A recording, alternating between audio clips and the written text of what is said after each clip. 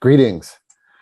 My name is David Kane, and I'm the founder of The Battery, one of the investor advisors who works as a hands-on mentor with our startups through their Batch 14 experience. Today, we introduce you to the exciting batch of founders who've completed the Battery program, and they've emerged ready to pitch you at our 14th demo day. The Battery, for context, is an accelerator founded and led by a network of more than 35 business leaders, entrepreneurs, and venture capitalists. Twice a year, we bring together a handful of promising startups and provide online courses and roundtables, workshops, and most importantly, one-on-one mentorship for each of our founders. Today, it's our pleasure to feature those startups who've completed the Battery's 3-month virtual coaching and educational program. They've emerged ready to pitch. Each startup will be introduced by one of the investor advisors who worked with them throughout the program. I want to also give a shout out to Philo, who's hosting our program today. Here in the main room, you'll see that we have our demo day live stream, and below the stream, you can navigate to a different room for each of the startups we are featuring. These rooms are locked during our main presentation, but will open right after the pitches conclude. In each room, you will find the founding team and their pitch decks. You can get to know the founders, ask questions, and of course, book those follow-up meetings. You'll also see a link that connects to a form right below this live stream. And through that, we'll make sure you get connected to the right people. Finally, if you're curious about joining the Battery community, we're growing each year and welcome interest from anyone who wants to join the network. Thanks for coming. We hope you enjoy the program.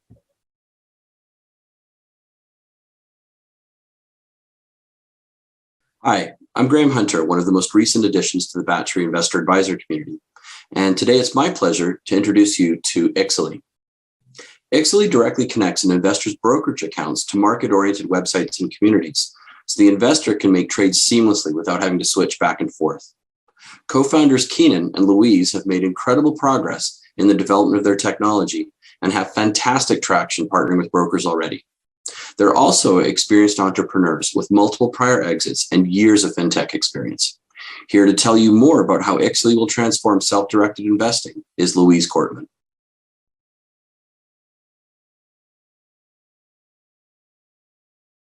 I am Louise, one of the co-founders of Ixely.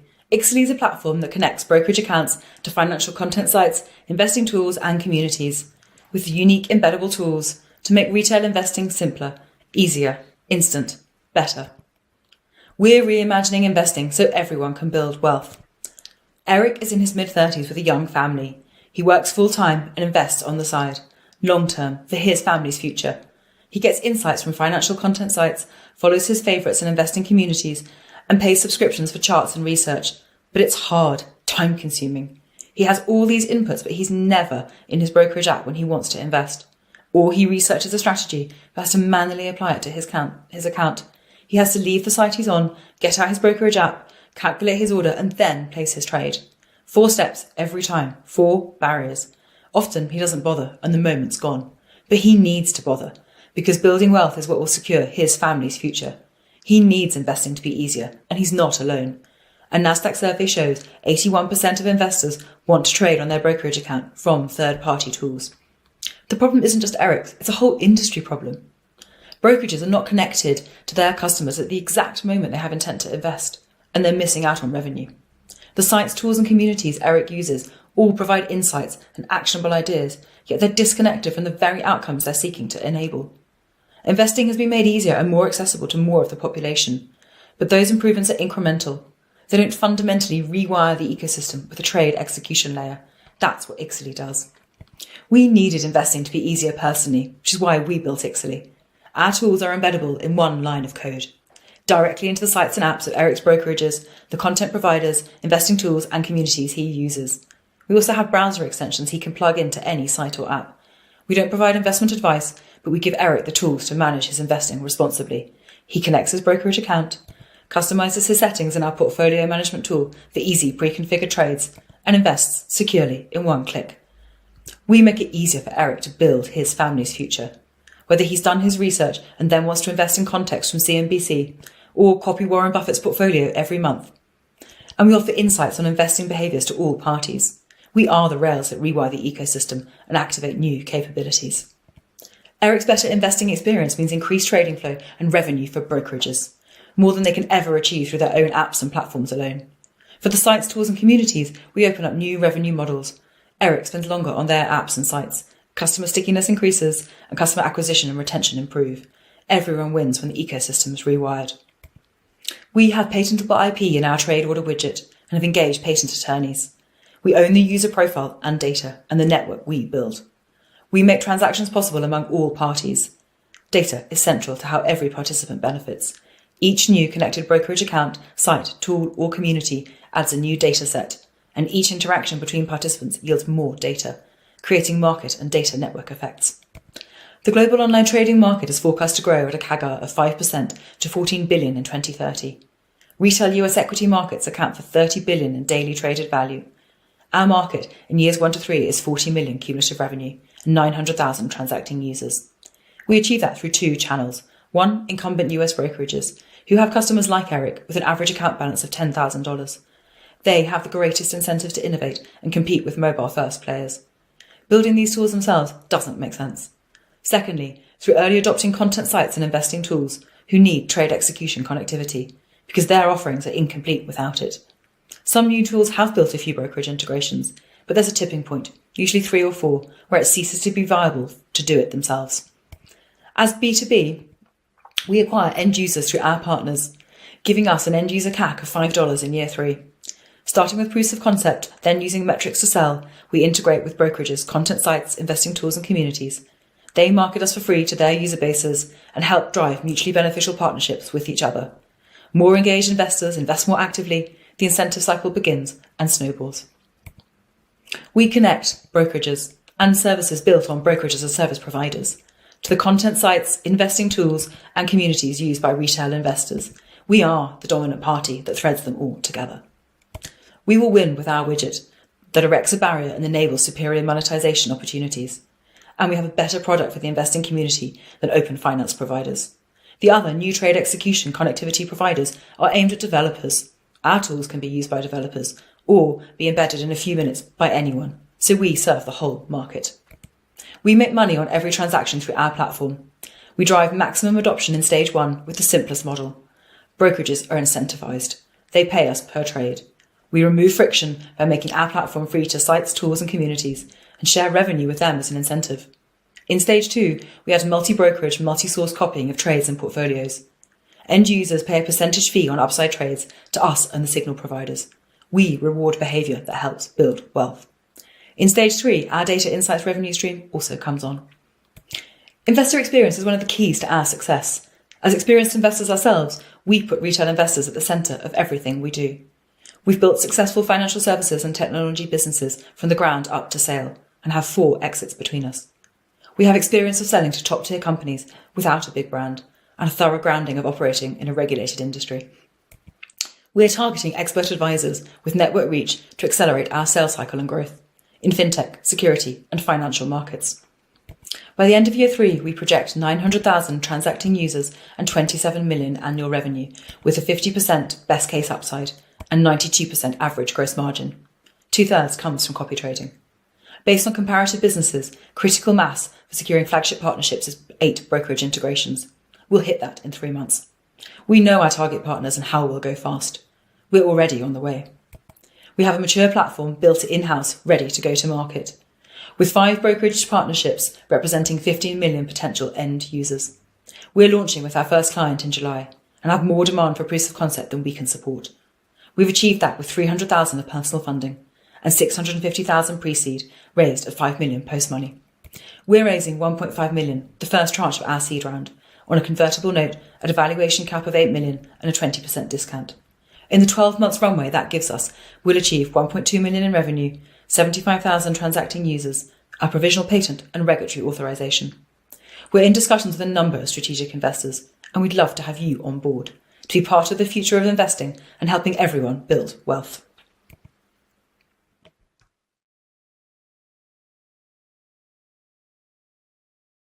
Hi, everyone. My name is Gary Fleury, and today it is my pleasure to introduce you to Batch 14 startup Smalltalk. Smalltalk is a language platform that enables parents to introduce their children to languages as infants when they're most receptive to language acquisition. Their solution centers around software that delivers lullabies, songs, and stories recorded by mothers from around the world in their native language. They already have strong traction on their funding round and technological development. Co-founders Dean and Amy bring a successful startup experience and domain expertise from their past ventures. Please put your virtual hands together for Small Talk.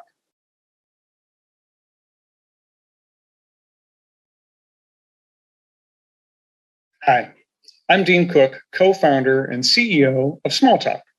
Now, everybody knows that language learning is easier the younger that you are. But did you know that babies are the best language learners on the planet? I co-founded Smalltalk with an expert on how infants acquire language, and together, we've created the first language learning platform for babies. Meet Arlo. Now, his parents want Arlo to learn French, but they aren't bilingual themselves. And when they look for help, all they find are products or services intended for children age 3 and older. They can't find anything for Arlo. Well, now meet Smalltalk, the first language learning app designed for babies. In our app, parents can choose from 7 different languages. Now, our exclusive content features real moms singing lullabies, songs, and stories to their own baby in their native language. We see here Erica, who's recording German lullabies while nursing her baby. This approach elicits infant-directed speech, that sing-songy, exaggerated speech pattern that babies love. Now, customers use our app in 2 different ways. Once or twice a day, parents access our Baby and Me play-based activities while listening to our content, which is structured in a lesson format. Combining our content with activity improves the engagement of the baby with the language. And for those wanting more, we offer optional hardware for what we call baby-led learning. Let's look closer at that. Now, this is a patent-pending approach. What we have here on the left is the Smalltalk Passy. This is a sensor unit that we manufacture that fits snugly into the back of a disposable pacifier. The Smalltalk app will detect the presence of the sensor and will then listen for the suck strength data that sensor is going to send 100 times a second. It will deliver 10 seconds of content when the baby sucks, and this creates a positive feedback loop proven to engage the baby. Babies will happily engage with this approach for up to 20 minutes at a time. Pacifier sensors have been in use in clinical research for decades. This is the first time it's appeared in a consumer product. Now, from a market opportunity, we have a real global opportunity. There are 26 million births annually in developed economies around the globe. 15 million of those into the middle class, people with disposable income. We're focused for the next year or so on 250,000 families in the United States, first-time parents who have an interest in technology and language learning. Our MVP product business model has a $100 lifetime value. And we calculate that based on our content. People access our content through a $12 a month subscription. And then again, the optional Smalltalk Passy at $40. Now, in the competitive landscape of language learning, many of us are familiar with Babbel and Duolingo for adults. The market as a whole is $115 billion. It's currently growing at a 25% annual rate. And what I want to point out here is that there's nobody in the 0 to 2 space. This is where Smalltalk is meeting the needs of this blue ocean opportunity. For Lingumi, Little Pim, LingoKids, and NovaKid, combined, servicing that 3-year-old and up group, combined, they are servicing about 60 million families around the globe, demonstrating the size of the market potential that we have. Now, our revenue projections do start this year. We're going to market right now. We're forecasting about $150,000 in revenue. Next year, we see about $7 million in revenue as we expand into different markets. And we see in 5 years, $160 million in revenue with just under 1 million users. Again, compared to that 60 million users on those toddler formats, we think this is very achievable. From a traction and milestones point of view, we've done market validation and market discovery in the United States and China and found 80% product interest in our target audience. We've published a randomized controlled study, including brain data of the pacifier approach to language learning in the Journal of Pediatrics. And we have 2 patents pending protecting the idea of connecting a sensor-based device with a speaker device for the language learning application. From a go-to-market point of view, we're releasing our app first, followed by the Smalltalk PASI in Q3. We'll be expanding next year to fully occupy the 0 to 2 area with content and products, and ultimately expanding 0 to 6. We are social media only at this point. We'll be adding influencers and channel partners in Q3. We'll start a PR push in Q4 that culminates in an appearance at CES in January in Las Vegas, and then a global offering by 2024. Now, the Smalltalk team is well set up to get this job done. I'm a successful entrepreneur with multiple startup experiences, taking novel product concepts to market. This is my 4th startup as a senior executive and my 2nd as CEO. All of those have exits or significant milestones achieved. Amy, our Chief Commercial Officer, is also a successful entrepreneur in the space of marketing to millennial and Gen Z parents. She was co-founder and COO of Kome, a cooperative babysitting app that exited in 2019. She's joining me in the breakout room for any questions that you might have. Natalie Maitre is our Chief Science Consultant. We are commercializing her inventions, and she's an expert in how infants acquire language. And she runs a large research laboratory at Emory University in Atlanta. And Jessica is a skilled brand and community builder across many markets and environments. Beyond that team, we have expert consultants like Dr. Nichols in our product content. She's a linguist, natural language scientist. Diana Perjansky in product strategy. She's currently with Osmo, Fisher-Price. She consults with Baby Einstein. And Vivian Wang is an expert in influencer marketing strategy. She's currently with Anastasia Beverly Hills in the makeup industry. We are raising capital. We have a $1.25 million seed round. Roughly half of this is already circled. This provides us a runway through Q1 2023 to achieve 7,500 active users on platform. There's a very attractive terms in a convertible note, terms set by Rev1 Ventures, a pre-seed seed capital venture group based in Columbus, Ohio. Also includes management, Harvard Business School Angels of New York. With that, I look forward to your questions and meeting you in the breakout room. Thank you.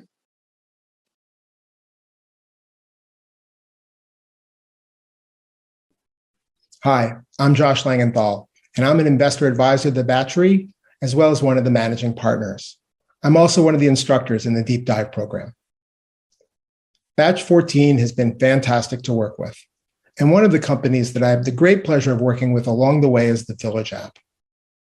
The Village app helps local communities and organizations support each other. Everybody from new moms to beloved elders can get the support that they need and provide support when they have it to offer. They have a great go-to-market approach. By partnering with local organizations such as churches and nonprofits, they can scale into mainstream adoption as their channels strengthen and grow. Ashley and Karen are seasoned entrepreneurs with successful exits under their belt, and there is a definite need for this product in our society. Please enjoy this presentation from the Village app.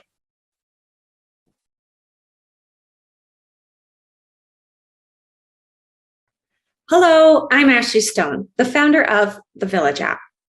Now, we can all agree that no matter the life stage we're in, we all need and deserve a supportive network that we can call on. Yeah, that's me. And you're probably wondering how I got there. Well, I had a surprise third pregnancy that turned out to be twins. And with a husband that works out of town, a mom who was diagnosed with cancer, and a son who's being assessed for autism and ADHD, I needed a lot of hands-on help. Now, there wasn't a lack of people offering, but for me to actually accept or ask felt awkward and overwhelming. And I'm not alone. We have all been in these situations, whether it's been with an aging parent, a medical emergency, or something simpler like having too many carrots in your garden. Chaos can strike anywhere. But we live in a help yourself society and often fear reaching out to our support network due to rejection, appearing inadequate or needy. Strong social capital is our greatest asset. There are oceans of proof that positive real-life connections decrease our mental health issues, greatly improve our physical health, and extend our life expectancy. Now, sure, we all have friends, but it's one thing to know somebody, and it's another thing to show up for somebody. When people don't have these networks or feel they can't reach them, they rely on government systems and organizations to fill these gaps. And that puts an increasing pressure onto an already overloaded system that can't adequately serve everyone. Currently, there is no dedicated platform for people to build and engage with their trusted communities. And that's where the Village app comes in. The Village app allows for collective coordination to meet each other's needs. It's people helping people on the ground level. We've architected the app for safe, efficient communication without all the noise and toxicity of social media. Without a comment section or algorithm interference, the app allows for judgment-free asks and offers that get sent to curated circles without group messaging. Up until now, we've created the app with the individual in mind. We've pivoted slightly to include cause-based nonprofits and faith-based organizations to create trusted built-in communities. Now, you may want to compare us to social media, but we are the evolution. Where social media is vying for your attention, the Village app is building an intention economy, focused on tangible actions where people show up and do good.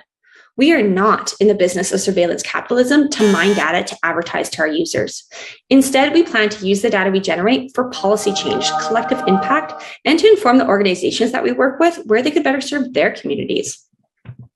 There are a lot of indirect competitors, but there's nothing quite like the Village app, where organizations and individuals can foster community bonding with a focus on in real life connections using a fine-grained communication style that allows for the user to be in control. Our team has put in a lot of time and research into determining our target market and our path to revenue.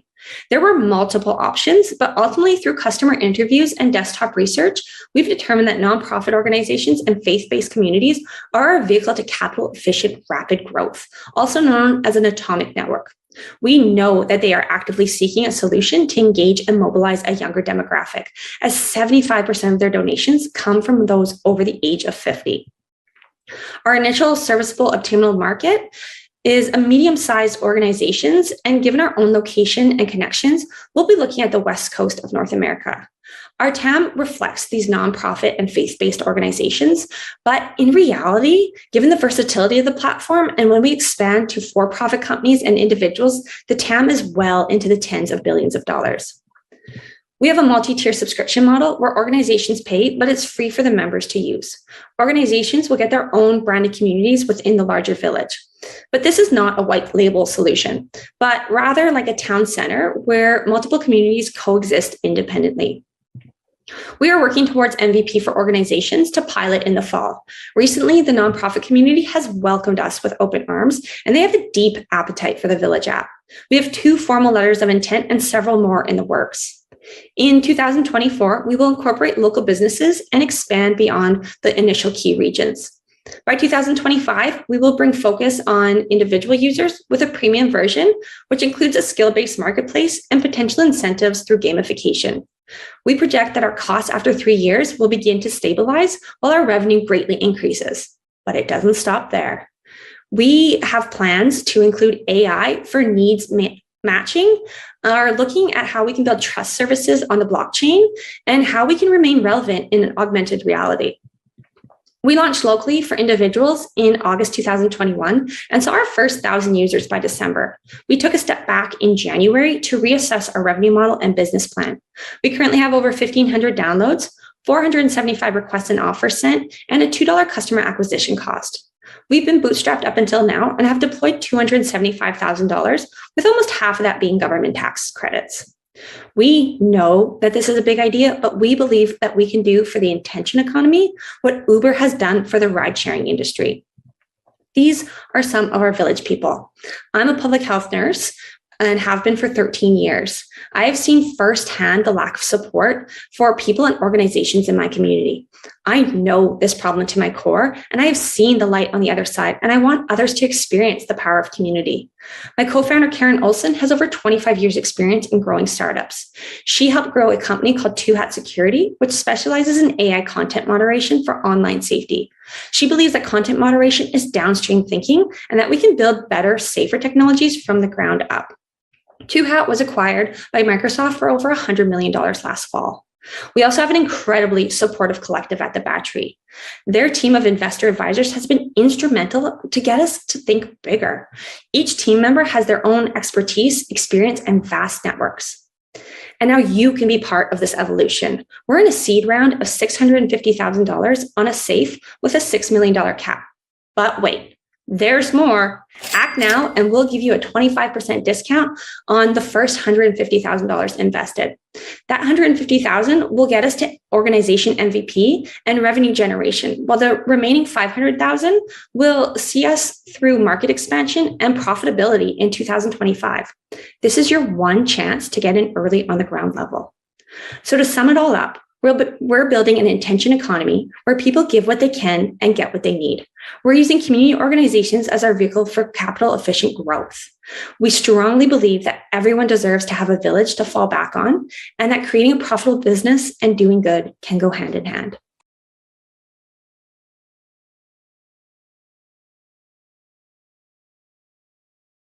Greetings all. My name is Akash Jain, and today I'm introducing a startup that I've enjoyed working with through Batch 14, Declay. Declay is an app that lowers the barrier of entry for artists and art collectors by bridging the gap between digital and physical art via a marketplace that includes NFTs, canvas prints, and crypto. Declay's founder, King Hobson, understands this problem particularly well through his experience as a fine artist and a savvy entrepreneur.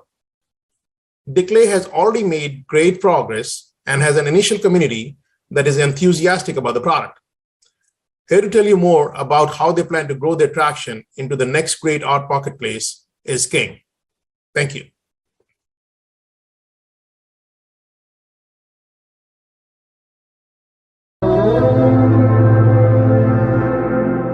Greetings and welcome. Thank you for joining us today for our second shareholder presentation of 2022. My name is King Hobson, vision creator, award-winning artist, serial entrepreneur, founder, and CEO of Declay. Today, you will learn how to properly evaluate your artwork for a profit. We've been working with persistence to lower the barrier of entry into the NFT and art market with an unwavering mission to provide more opportunities, simplify the process, and bridge the gap between digital and physical assets. So without further ado, let's get to it. Introducing our first mobile app home for the next generation of artists, Declay. Backed by its own cryptocurrency, Daycoin, Declay is an entire ecosystem of emerging creators and prominent collectors. So how did we get here? I began this journey as a traditional artist using paint on canvas. Then I become a digital artist and use Declays, which allowed me to print any image of my artwork onto canvas textured fabric to create a canvas print. From there, I launched an art distribution company giving all artists this same ability. We then launched certificates of authenticity, which acts as an ID to the artwork, identifying owner, creator, dates it was created and sold, and its value. We've replaced the letter G from Gclay with the D, and we land at Declay. So why Declay? What are we solving here? Well, as a traditional artist, I sold my originals, but after discovering Gclay canvas prints, I immediately regretted. I reached out to my collectors and I offered to pay double the original price. They declined my offer and maintained ownership of my originals. I also did not include a certificate of authenticity proving ownership and value for the consumer, nor did I tie in a smart contract granting me royalties for when they decide to resell. So there must be a solution, and that's where Declay comes in. Declay is the Wall Street of creation, where art is the stock.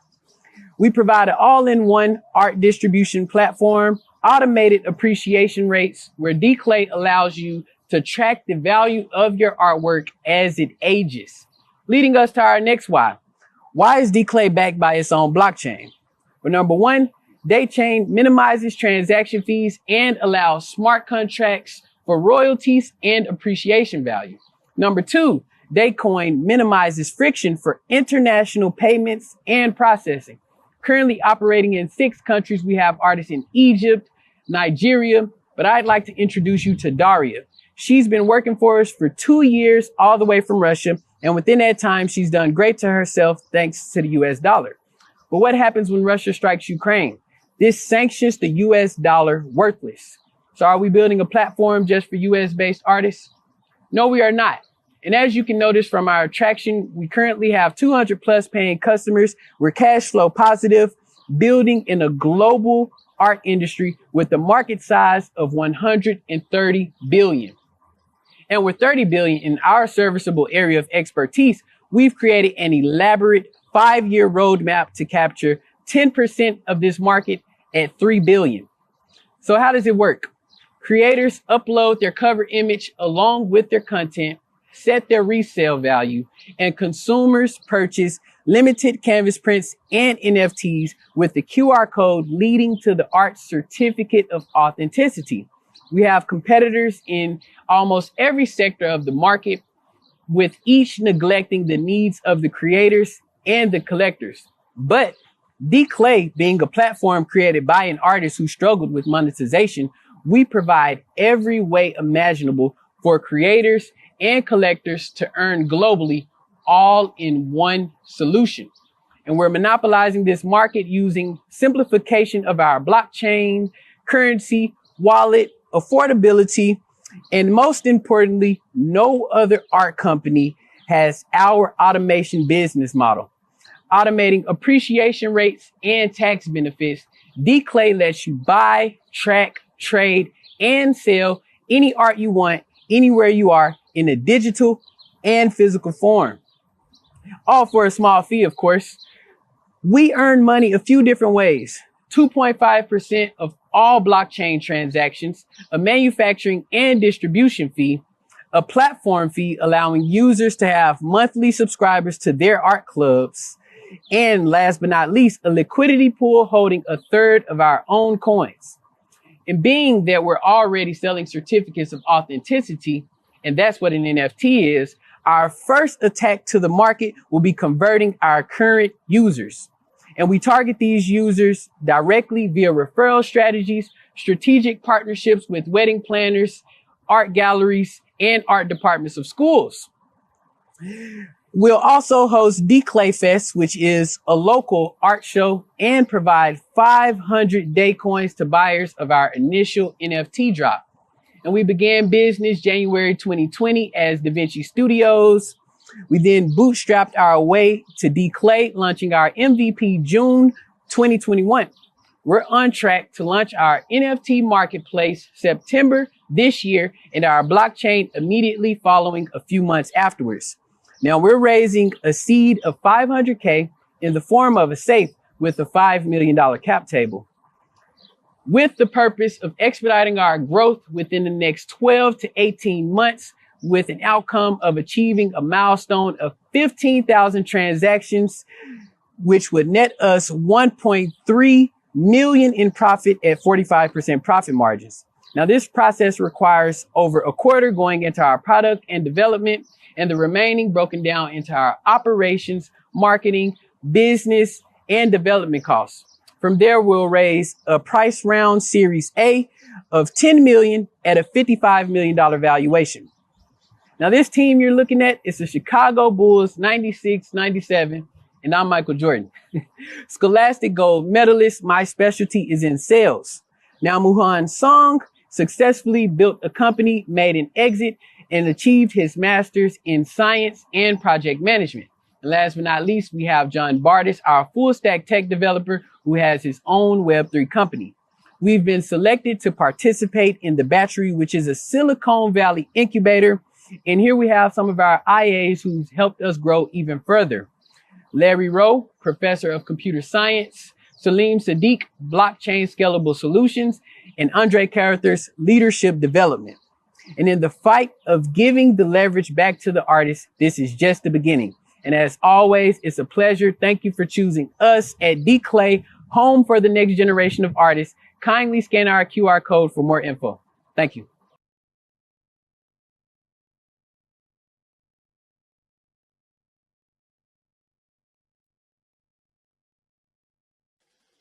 Good day, everyone. I'm Niels Faché, a longtime Battery investor advisor. Today, I'd like to introduce you to Flickonic. Social engagements around your favorite movies and TV shows are not a natural fit for existing social media platforms. Flickonic addresses this considerable market opportunity with an engaging and easy-to-use platform that aims to become the social home for streamed entertainment viewers. I've had the opportunity to work with founders Wassan Shubar and Noman Batsaikan, and have been very impressed with their ability to translate a vision into a product and to learn about viewer behavior through smart experimentation. This is a very talented, passionate, and determined leadership team, and the initial traction is promising.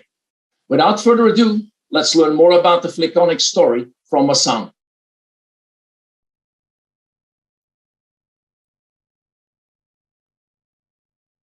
Hey, I'm Wissam, co-founder and CEO of Fliconic, where we believe shows were made for way more than just watching. I'd like to take you back in time before the era of streaming and have you meet Cameron. You see, Cameron used to host watch parties, and in 2004, she gathered with her friends along with 53 million other viewers to watch the Friends finale. The next day, everybody was talking about Ross and Rachel's reunion at the water cooler. Today, we find Cameron binging Better Call Saul, all alone in her free time, because none of her friends are currently watching it. Despite the popularity of the show, she's also struggling to find active conversations to join online, because they're all segmented and she can't find one core community to join. I experienced this problem, especially when watching the latest season of Game of Thrones. Despite millions watching, I still missed out on the conversations, even when I was watching it a couple of hours after it had trended. This is due to the rise of streaming services, making our shows so much more accessible and us watching entertainment asynchronously. However, our desire for social engagement around shows still remain, with 54% of us deciding what to watch based on social media just to be part of a collective experience, and 71% of us looking up content related to what we're watching through a second screen. And finally, over 80% of us wanting to still stay connected even after watching a show. Therefore, we wanted to create a platform which answered the question, where do you go to discuss a show? As today's generation doesn't have a water cooler moment. With the Fliconic app, we're creating that place you immediately think of. We're creating social experiences and making them just as accessible as the shows themselves. How did we do this? On Fliconic, each show has only one dedicated space. That means all you have to do to start engaging with others is by simply choosing what shows and actors you like, and you're all set.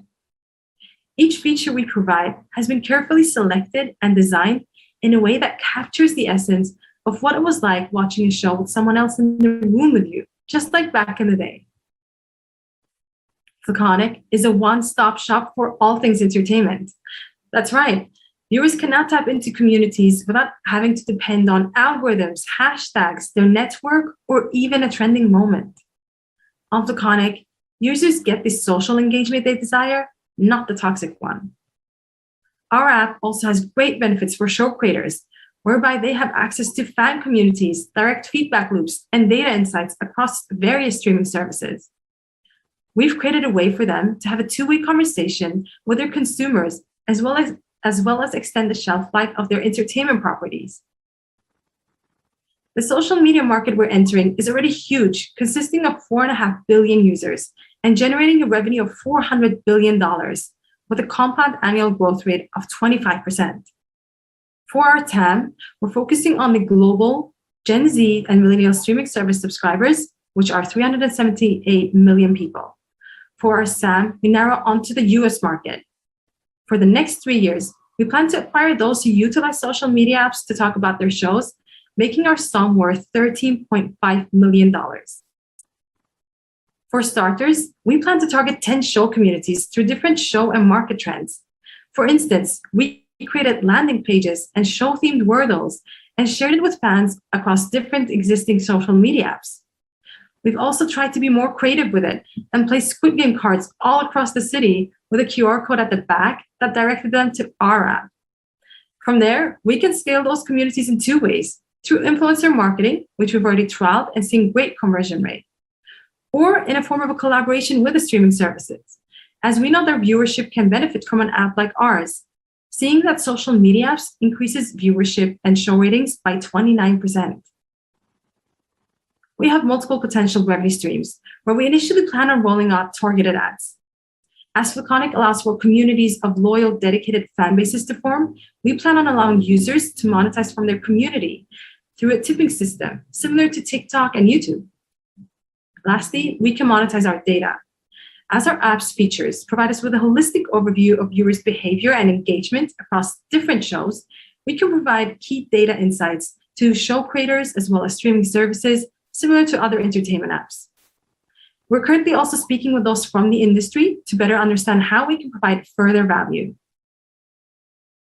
In today's world of streaming, our conversations around shows have migrated to existing social media apps. However, each platform serves a different purpose, and therefore the conversations differ, causing vast community fragmentation. Entertainment apps, on the other hand, focus on more individual-based engagement, such as tracking. Therefore, Flaconic takes the best out of existing apps to become the social hub for streamed entertainment. Noman and I met while studying computer science at King's College University, while Marcus and I met at Stanford University. We have built platforms that are used by millions, from consumer apps to working with big data. Marcus has also co-founded his own successful SaaS company. So given our backgrounds, we've obviously built Flaconic ourselves. We're also looking for individuals who have previously worked in the entertainment industry or have experience in building communities to join our advisory board. We had our iOS beta launched last year and have over 2,000 users with a retention rate of 51% and a daily active user engagement of 25 minutes. We expect to hit profitability in 3 years. Our CAC is estimated to decrease, while the lifetime value of a user is expected to increase in correlation. Finally, we're here to make you an offer you simply cannot refuse. We're looking to raise $150,000 in SAFE at a $5 million valuation cap to continue gathering people around the water cooler in the age of streaming for the next 12 months to achieve the displayed milestones. Thank you.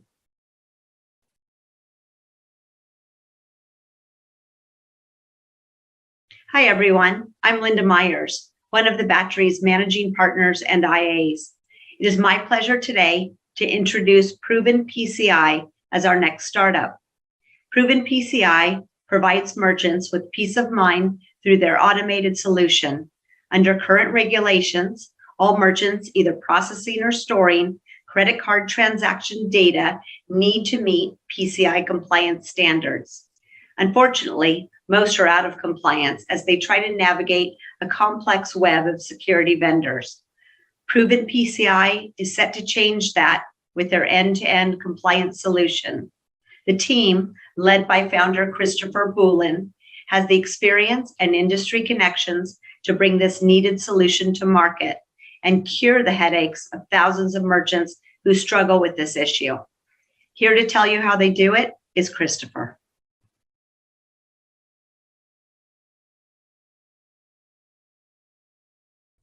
Hello, my name is Christopher Boulin, and I'm the CEO and founder of Proven PCI. Before we get into things, let me define what PCI stands for. PCI stands for Payment Card Industry Data Security Standards. It was created by the 5 major card brands and is in place for all businesses that store, process, and transmit cardholder data to meet. And so kind of how I got into this more or less is I was an agent in the field, and I worked with small, medium businesses to help them become PCI compliant, which they're agreeing to when they sign up for merchant services. However, in order to get compliant, they need between 7 to 10 vendors, and it would spend upwards of $5,000 per year on enterprise solutions to meet these requirements. On top of that, they had to figure out if these partners or these vendors were compliant themselves. Now, if they fail to meet compliance, they run the risk of fines and penalties of upwards of $150,000, and 60% of businesses that fail to meet compliance requirements or suffer a breach go out of business within 6 months. Now, starting from the top and going clockwise, businesses have to have patching, firewall configurations, security policies, internal and external scanning, security configurations, password management, security awareness training, and antivirus. Now, PCI has been around for 15 years, yet by 2025, it's expected to reach $44 billion. 80% of businesses are still not PCI compliant. What does that mean? Well, that's 42 million businesses globally are not PCI compliant of 250 employees or less. Now, what does that mean in small terms? Well, think of this. If you go and shop at a local business and you shop at 10 local businesses throughout the week, 8 out of 10 of them are not protecting the card data environment that your credit card is traveling through. Until now, introducing PCI in a box. Again, all the same cybersecurity tools that we showed earlier, all packaged in one nice little box. We have patching, firewall, policies, scanning, security configurations, password management, security awareness training, and antivirus. And this is also mapped back to the questionnaire to offer proof of compliance and validate it. What would typically take 6 to 9 months to get compliant, we can do under 30 minutes. Our total addressable market, as stated earlier, is $44 billion. Now, 15 million small businesses are with traditional processors such as TSYS, First Data, Elavon. We're looking to capture 5% of the market, which is the equivalent of 2.7 million merchants and $650 million annually. We have 3 partners in place currently with letters of intent equaling 400 accounts upon completion of our solution, which will generate $8,000 in monthly recurring revenue. We have 2 subscription models set up, one for the agent in the field, kind of like what I was, to help them and ease their pain in regards to helping their merchants get compliant. And then we also have an independent sales organization or a merchant service provider program. We would be their vendor. We would replace their current solution, which is just, quite honestly, giving a false sense of security with the current solution. The average processor has 2,000 merchants on their books. So as you can see, it's tiered and scaled based on the volume that they have. Who's our target market? TSYS, First Data are some of the processors like I mentioned earlier. Bank of America is also an independent sales organization and offers processing themselves along with Wells Fargo. Value proposition, man, it's really simple. We shorten the time frame to get compliant from 6 to 9 months down to 30 minutes. We're affordable. We come in at a price that is a fraction of the competition. And we replace 7 to 10 different vendors. How are we going to achieve this? Well, mostly through our channel partners. Cross-promoting, co-branding, just re-education in regards to marketing, and then agent sales, and just helping them make more money. And the more money they make, the more they'll talk about us, and so forth. And then we have a direct-to-merchant approach through our website. Results for business growth. That's a 1.5 million merchants, 24 million in monthly recurring revenue, and 2.8. That's only capturing 2.83% of the marketplace. Competitive analysis, where you come in at TrustWave, Control Scan, and Security Metrics. We offer continuous compliance, unlike them, real-time validation, and unlike our competition, there's no need for additional hardware or third-party services. It's easy to use, and we're looking at multiple integrations with other small business tools. Our closest competitor, Control Scan, comes in at $90 a month, twice as much as what we do. 5-year projection, our targeted revenue is 40% of what the stretch goal is. So by the end of our first year, we're looking at $3 million in annual revenue, which is $250 million in monthly recurring revenue. That's the equivalent of 30,000 merchants.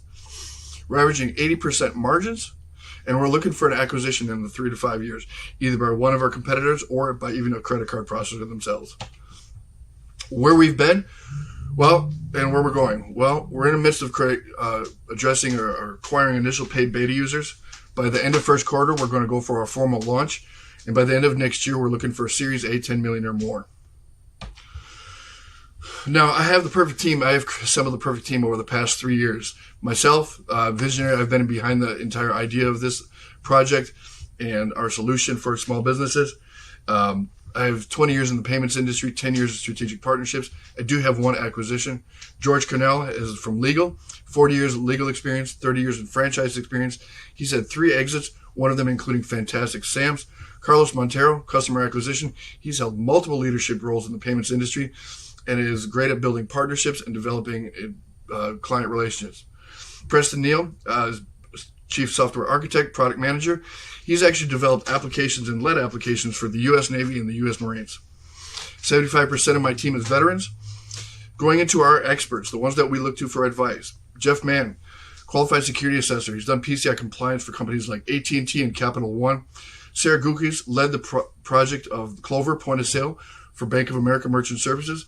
Nadia Chaudhry has actually worked for one of the card brands. And Nick Frederick is software development and subscription management.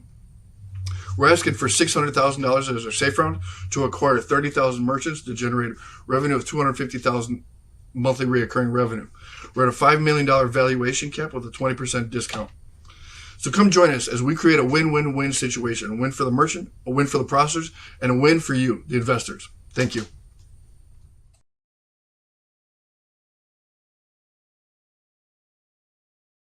Hi, everyone. I'm Mero Mendo, the Battery Sales and Marketing Coordinator. We're about halfway done with our pitches for today. As a reminder, if you'd like to express interest in any of our companies who are pitching today, we have an interest form linked directly below this live stream. We'll also be opening up our company's Philo rooms immediately following the pitch program, where you can find links to all of their materials, as well as dedicated Zoom rooms so you can chat with each of the founders directly. Thank you and enjoy the remainder of the program.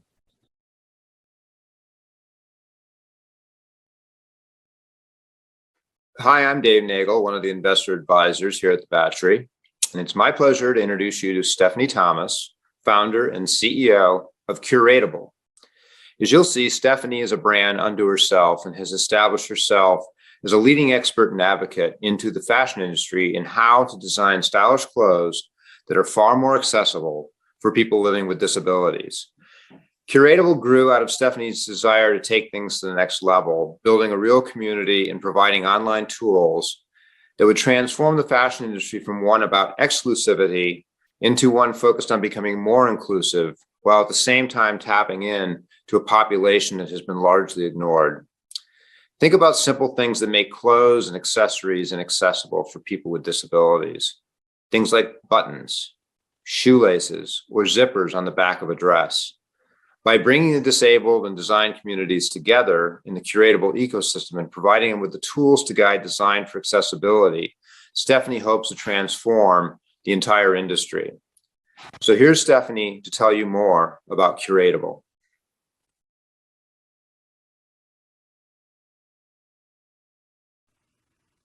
Hi, I'm Stephanie Thomas. I am the founder and CEO of Curatable, where we simplify shopping and de-stress dressing for people with disabilities. We don't purchase any paid advertising, but we do have earned media, and we've been featured in over 30 publications, including the publications you see at the bottom of this slide. The Business of Fashion honored me as one of the BOF 500s moving the global fashion industry forward, and Curatable this year has been honored by the Valuable 500 as one of 77 countries. I say countries because I'm thinking of how many countries this spans. Wait till you hear this. One of 77 companies spanning 6 continents and 19 countries to be a part of their inclusive kind of consulting team. So when the Valuable 500 Fortune 500 companies want to come to them to get authentic consultation, they can come to us. But I've said too much. Let's take you back to the beginning of where Curatable started. Curatable's story is inevitably my story. Welcome back. Now we're going to introduce you to a fashion stylist and disability advocate who's shaking up the industry to celebrate clothes for everyone. What started out for me as a community service project has really become my life's work. Born a congenital amputee, Stephanie was a former Chicago Bulls cheerleader competing in the Miss America pageant system when she found herself investigating disability-friendly fashion. What are some of the barriers when it comes to clothing for people with disabilities? They want to wear the clothes everyone else wears. They want to wear the designers they know and love. They just want to be able to do it with as much dignity and independence as possible. And I just decided I need to do something. I need to create something myself that can help people. That's when she developed her disability styling system. It just became more of a journey of helping people, speaking to people, styling people. I was styling before I even knew what styling was. I wanted to know what people's experiences were. I knew my experiences. I knew the shame I felt when I went to, try on shoes in public and people would look at me like there was something wrong with me. And so I wanted to make sure that no one else felt that way. And that's how Curatable was born. It was born out of the desire to eradicate negative perceptions of people with disabilities. And that brings us to the problem. The problem is that the fashion industry overlooks the disability community. As a matter of fact, if a pet parent went in to purchase clothing for their pets, they would have more options designed specifically for their body types than people with disabilities. But their oversight is our opportunity. As a matter of fact, take a look at this population size. With people with disabilities in our family and friends, that's a $13 trillion potential market, disposable income only. As a matter of fact, the market is expected to grow starting in 2023. The US market for adaptive fashion, what is it? $54.8 billion and over $392 billion by 2026, which is a sweet spot for when we're releasing this new product called Included. But before we get to the product, let's look at our people, because in the disability community, we say at Curatable, we're not new to this. We're true to this, because nothing for us without us. Every single consultant we have lives with a disability, some born with a disability, acquired disability, but we make a really great team because we are the community that we serve. We also have a 25-year fashion industry veteran working with us. Her name is Allison Hunter. Now let me tell you about how we're going to address this opportunity, we'll call it, that the fashion industry is giving Curatable. We're going to address it with a business model that includes 3 phases: a report, advertising, and a SaaS model. We have a new product called Included to help people with disabilities become included in the fashion industry. And this report will allow us to basically take my brain and pour it into software. So people with disabilities will take a quiz, we'll get that information, we'll spit out a report. It is amazing because we're tackling 1 million people. That's right, 1 million reports. The second phase is advertising on Curatable.com. We'll have brand partners. So when people with disabilities get these reports, they can shop their favorite brands. And then there's the SaaS model, where we take that 1 million report goal that we had and all that data science and pour it into the SaaS model so the industry can truly become included. If you know anything about SaaS models now, what do they want people with disabilities to do? They want everyone to stand like this and have something scan them, where everyone doesn't have arms, hands, feet, and everyone does not stand, right? Our launch date, go to market, it is on Veterans Day, because my mom worked for the Veterans Administration for 37 years and my stepdad was a veteran. And we have already started reaching out to countless, relationships that we've had, at least for me, over the last 30 years. And we've started reaching out to associations. We're going to tap into social media. We are looking at every avenue we can to rally people around the idea of reaching this 1 million style report for people to start to be able to dress with more dignity and independence. And unique opportunities that we have will help us reach these goals. This spike right here is this 1 million mark that we talked about. And this 1 million mark, each of the reports will cost $49.99. And so this is where we find ourselves. And this is the SaaS model. So the SaaS model will actually, be quite expensive, especially for a brand that's going to get access to 1 million body types. And this right here is steady income from advertising. So we have a convertible safe note as a vehicle for fundraising. Evaluation of the company is at $5 million. We're asking for a $500,000 raise with a 20% discount. We're going to give you access to an emerging market, help you earn money and shift culture, and become a part of the Curatable community. Our model here, Shahali, has been modeling for 20 years? She was one of the first models with a disability with Nordstrom. And so it's time. This is the time to make a difference. We look forward to hearing from you and partnering with you to help us make fashion more inclusive.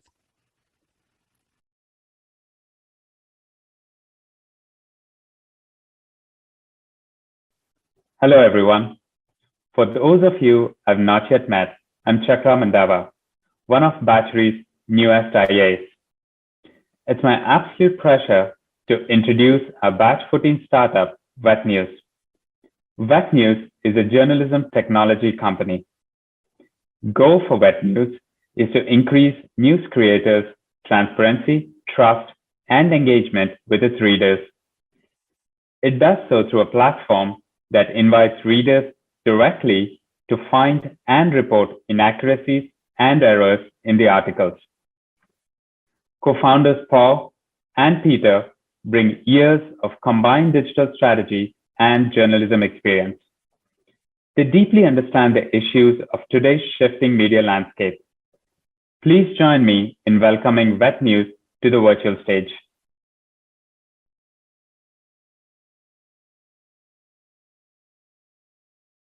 Do you know that 3/4 of Americans don't trust the news? At Vet News, we believe the future of publishing online involves reining in the explosion of information quantity by reestablishing the dominance of information quality. I'm Paul Glatter, one of the founders of Vet News. Vet is a Swedish word that means savvy. Our news tech company aims to make citizens more savvy about what they read and to create financial rewards for publishers that respect their readers. To do that, we create software as a service tools that bolster the infrastructure for digital trust while improving the bottom line for publishers. The problem we're solving is that public trust in news media, similar to trust in other institutions, is at a historic low. Pew Research found 68% of Americans say they lack confidence in news organizations' willingness to admit when they made a mistake. And fewer than 17% of digital news and information publishers had a public corrections policy, according to a Trust Metrics study of 7,000 publishers. Those that do find managing corrections and reader feedback to be cumbersome and costly. I spent 10 years at the Wall Street Journal before switching into academia as a journalism professor. When I was a reporter, if I made a mistake citing a fact about your company, you might call or email me or my editor, and those requests sometimes get lost, or they bounce around a newsroom and eat up valuable time for way too many staff members. Most news publishers until now didn't have a central place to receive, track, and respond to this kind of feedback. And frankly, the experience didn't feel good for the reader or the journalist. It's a missed opportunity to improve the accuracy of the news report and to thank, reward, and engage the reader, the paying customer, for helping in that process. So we built a better way for publishers to improve their credibility with the public. Our CX tool is a subscription SaaS product that enables newsrooms to collect the data in a format they need and to involve their readers in that process. We take the high standards of the print journalism era and enable quality reader feedback to function even better in the digital era. Our CX system boosts revenue, engages audience, streamlines workflow, and protects your employees. Our team installs a small block of code, the length of a tweet, into a publisher's CMS platform. The code surfaces a button at the bottom of every article and invites reader feedback and correction requests. When you fill out a request, the data is structured in a way that newsrooms need it. The requests then move to the CX dashboard, where workflow automation features enable an editor to more easily manage reader feedback at scale. A strength of our product is its compatibility. We've installed the CX system across a range of software and CMS providers. Its lightweight functionality doesn't harm page load times. Our product is poised to gain more traction in the digital news segment, where more than 4,000 newspapers publish daily or weekly. We can also sell to magazines, trade publications, corporate blogs, and others. Publishers pay a subscription fee to use the Vet News CX system based on their site traffic. In the future, Vet News could expand its offerings to include badging, training, or ombuds services to digital publishers. We've forged valuable sales, licensing, and marketing partnerships with leading industry associations, which opens doors to a new affiliate marketing program that we believe will drive user growth and sales to thousands of digital publishers. We've been winning increased thought leadership in the industry as we work to change the mindsets and norms in the online news and publishing sector. As we expand sales and marketing, we expect to dramatically increase users, including paid users, which will grow our annual subscription revenue. Our cost structure and customer acquisition costs are low. Our retention rate and customer lifetime values are high. We believe this will make for high annual recurring revenue and strong profitability. While some may think the news tech sector is small, we're seeing large players such as Apple, Google, and Facebook getting into quality news aggregation. We see Twitter is thinking of introducing an edit feature to allow people to correct tweets. At least one of our peers, OpenWeb, raised $100 million in the last year and is valued as a unicorn. The reason for all this is that quality news is a basic human function and need. Our team is led by journalists, academics, and technologists who've worked for the Wall Street Journal, abcnews.com, and Forbes.com, among others. They've attended and taught at organizations such as Columbia University. Our advisors include media lawyers, insurance experts, and seasoned entrepreneurs. We built our tool with a $75,000 grant from Knight Foundation in 2020, and we tested it with a dozen newsroom partners. Since then, we've gained traction with more than 25 newsrooms now using our VetNews CX system. Our button is on the bottom of 2 million articles online, more than double the number a year ago. Our clients have received more than 1,500 pieces of reader feedback and fixed hundreds of errors to articles as a result of the CX system. And so far, we've retained 100% of our clients. One of our newest clients is Newsreel Asia, a video journalism startup based in India.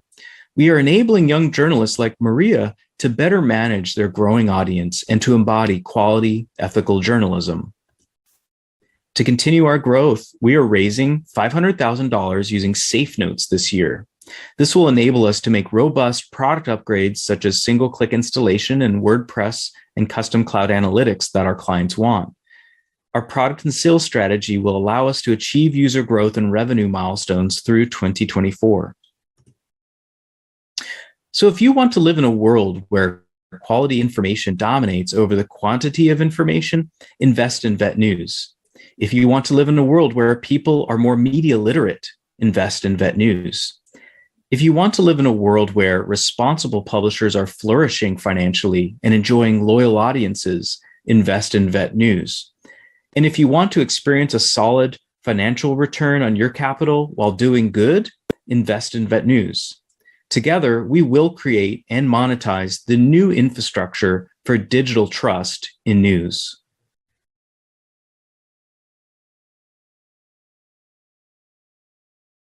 Hi, everybody. My name is Jeff Wallace, and I'm one of the IAs here at the Battery, and I've had the pleasure of working with Batch 14 company, Finding Spaces. Finding Spaces has been created to make buying and selling real estate easy and more lucrative for sellers by creating an end-to-end marketplace for do-it-yourself real estate transactions. Founders Nick Massey and Michael Dudgeon have already made great progress building out their MVP, and they have a plan to bring their product to market, allowing them to serve the millions of sellers seeking to sell their own homes. It's a big idea, and I'm excited for them to share it with you. Please welcome Finding Spaces.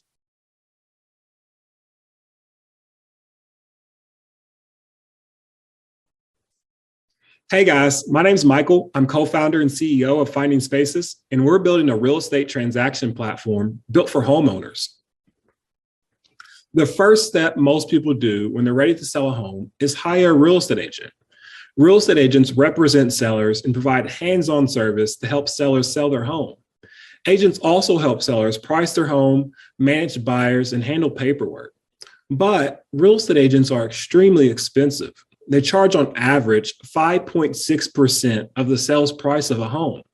Sellers can save tens of thousands of dollars by selling a home themselves. In fact, many home sellers try to sell their own home. According to Zillow, more than 1/3 of all sellers attempt to sell their home without using a real estate agent or listing on the MLS. However, only a small fraction of these sellers are actually successful. First-time home sellers usually underestimate all the steps that are involved in the home selling process. The homeowner is now basically their own real estate agent. So they're now responsible for managing the entire selling process, which can be overwhelming and time-consuming for an inexperienced home seller. The Finding Spaces platform makes selling a home yourself extremely easy. We give sellers direct access to the same tools and resources that real estate agents use. Sellers get a custom dashboard they can use to manage buyers and purchase services needed to sell a home. We'll use artificial intelligence and machine learning to keep sellers on track throughout the selling process. For example, if your home's been on the market for a month, we may advise you to get professional photography or give you tips on how to update certain home features. Home sellers are also able to market their properties wherever they want, such as Zillow, because we give them a link and a QR code for their listing page where buyers can go to schedule showings, chat with the seller, and make direct offers on the property. Many times, home sellers are left to put their personal number or email address on listing websites. Not only does that expose sellers to a lot of spam, but texting and emailing multiple buyers can get out of control fast. But now, by using a link or QR code, buyers get the ability to communicate directly with the seller via the platform. This will help sellers manage multiple buyers and properties at one time. Real estate business models typically make money by charging one large commission for all of their services. We are flipping the real estate model to make money only on the services that you need. We'll charge a small transaction fee when using our convenient service providers provided on the platform. The initial service that buyers and sellers will be able to utilize on the platform is a simple e-closing solution for easy online real estate transactions. However, down the road, we plan to make money on many services such as professional photography, home inspections, home appraisals, staging services, and much more. What makes us truly unique is that, unlike for sale by owner websites like forsalebyowners.com and Houseo, our platform polishes sellers and holds their hands throughout the entire selling process. Sellers no longer have to worry about buying a for sale by owner kit or ordering generic documentation. We provide a one-stop shop for all the things you need on an as-needed basis. And lastly, but most importantly, we're completely commitment-free. So sellers on the fence about selling their homes, they can try us first. If your home doesn't sell, or if the process becomes too much to handle, you can always back out and hire a real estate agent down the road.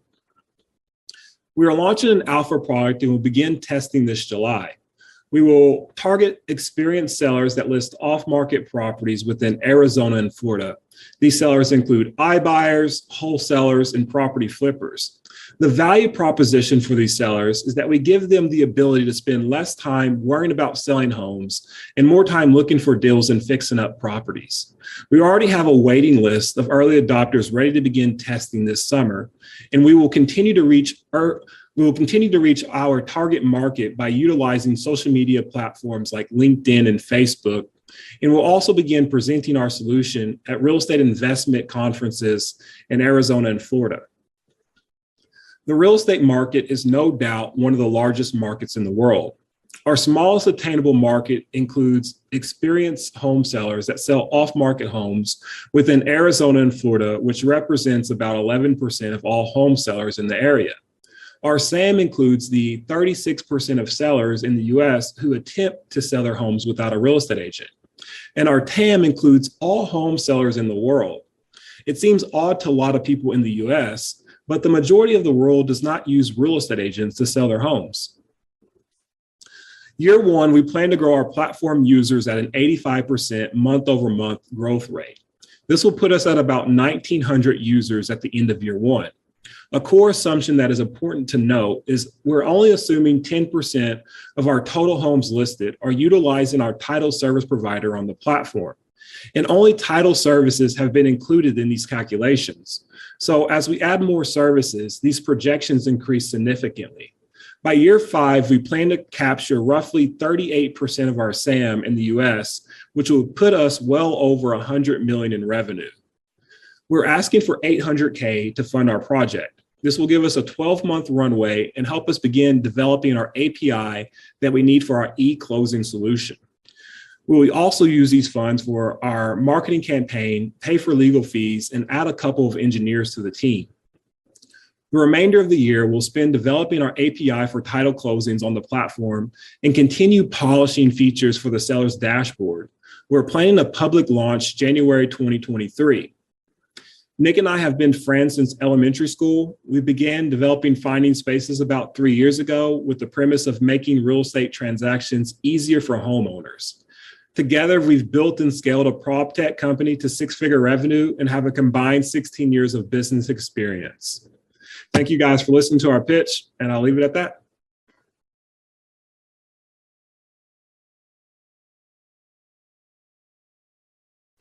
Hi, it's Dave again, and this time I'm here to introduce you to Amy Harry, who is the CEO and co-founder of Ninetech. Ninetech is an adaptive learning platform built on AI for preschool-aged kids, but it's much more than that. Amy's on a mission to transform pre-K for kids growing up in poverty. When you compare kids that grow up in poverty to those that grow up with affluence, by the time they reach adolescence, the vocabulary is millions